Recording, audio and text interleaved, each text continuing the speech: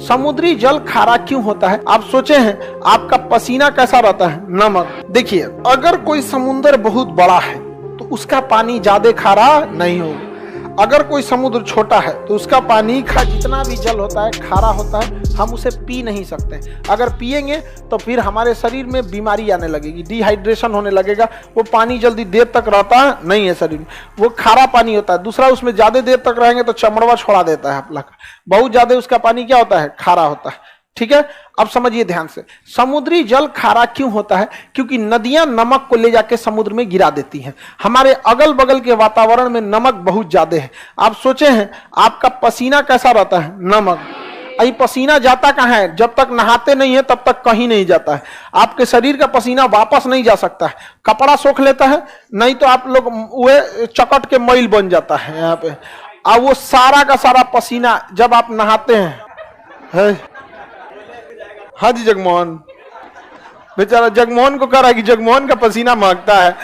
जगमोहन प्रिय विद्यार्थी है मेरा, समझ में आ गया कि नहीं आ गया? जगमोहन एकदम प्रिय विद्यार्थी है। अब ध्यान से समझिए, हमारा पसीना कैसा? नमकीन।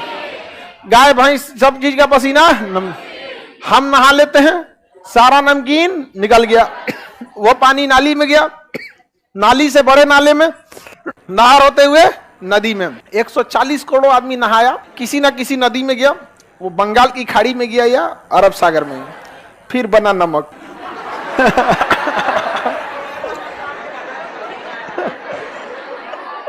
वो नमक कहाँ है?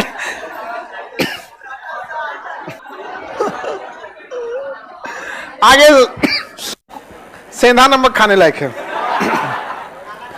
देखिए, ऐसा नहीं है केवल वही नमक होता है, समुद्र में बहुत टाइप के नमक होते हैं, उसमें साधारण नमक होता है। लेकिन समुद्र में नमक बनने का मुख्य कारण नदियां हैं, क्योंकि समुद्र में कोई रहता ही नहीं है। इसलिए गली मोहल्ला बकोट वकोट के कहीं ना कहीं से क्या लाती हैं सर? नमक वमक लेके आते हैं, ले आके उलाट देते हैं क्या समुद्र में। और समुद्र को कहीं जाना नहीं है, वहां पे उसका पानी क्या आ जाता है? खारा। तो बताइए, समुद्र के जल के खारे होने का मुख्य कारण नदियां क्या है? नदियां हैं। देखिए, अगर कोई समुद्र बहुत बड़ा है तो उसका पानी ज्यादा खारा नहीं होगा। अगर कोई समुद्र छोटा है तो उसका पानी खारा होगा, ज्यादा हो जाएगा खारा। अटलांटिक महासागर का खारापन 35 है। कितना है? प्रशांत महासागर का है 31। कितना है?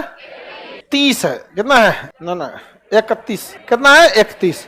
हिंद महासागर का तो नहीं, इसका 36 है। हिंद महासागर का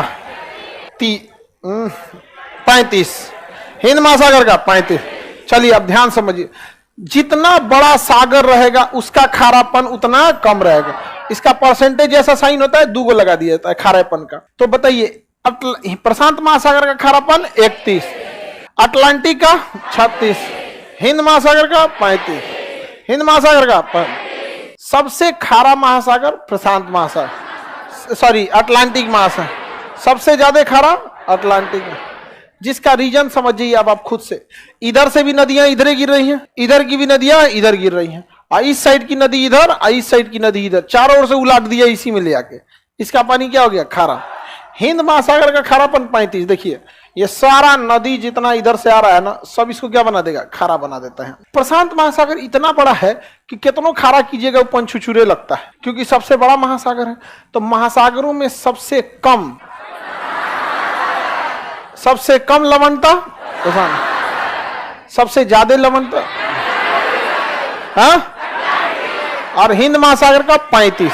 तो हिंद महासागर की लवणता को ही हम महासागरों की औसत लवणता मान लेते हैं। तो महासागरों की औसत लवणता 35।